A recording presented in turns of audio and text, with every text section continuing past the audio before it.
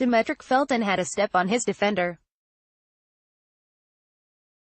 All the sophomore receiver had to do was run under the football that Dorian Thompson-Robinson heaved from the other end of the field. Felton extended his arms. The football barely eluded his outstretched hands and bounced on the Folsom field turf. Advertisement almost. A couple of inches here or there and UCLA could have reclaimed the lead against undefeated Colorado midway through the third quarter. Except almost doesn't count. Not in the place UCLA calls home. Not in a city in which success is measured by championships and championships only. Los Angeles, it's win or else, and UCLA is 0-4.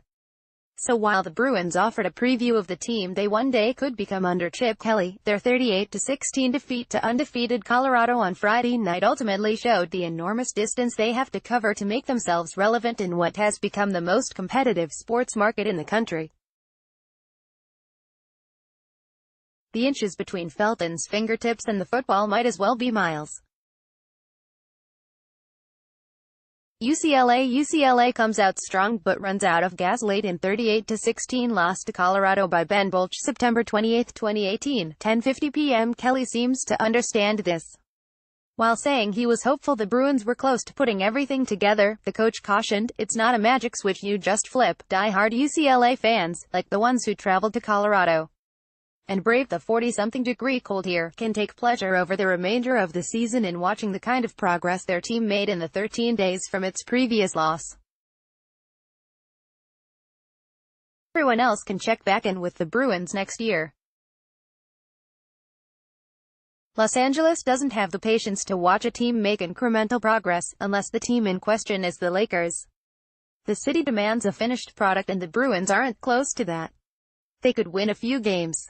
They might even upset USC. But nothing they do this year will generate nearly as much excitement as Kelly's hiring in November. They might not next year, either. But if they win, the fans will respond. They will come out of nowhere to pack the stands. The Rams are evidence of that.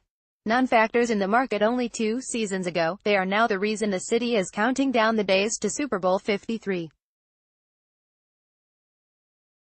And the Bruins will have their day.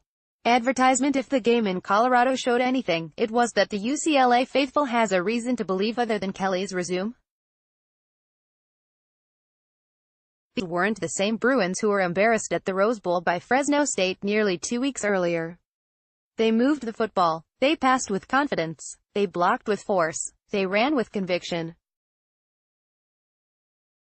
True freshman Thompson-Robinson looked more composed and showed real play-making ability, floating a first-quarter pass over Colorado defensive back Ronnie Blackman into the awaiting hands of Michael Isaac in the right corner of the end zone to open the scoring. The previously porous offensive line was solidified by junior center Boss Tagovailoa's return from a 3-game suspension, creating openings for running back Joshua Kelly, who rushed for 124 yards and 12 carries. "I think that we can be consistent when we are running and throwing the ball," Kelly said. "I think that we are balanced on the offensive side of the ball and that helped us out, and the Bruins were bold. They converted on 4th down from the Colorado 45-yard line late in the second quarter. The play extended a drive that culminated with J.J. Molson nailing a career-best 50-yard field goal. But here's the reality, even after all of that, they were down at halftime, 14-13. And they were basically blown out in the second half, as they were outscored by the Buffaloes, 24-3.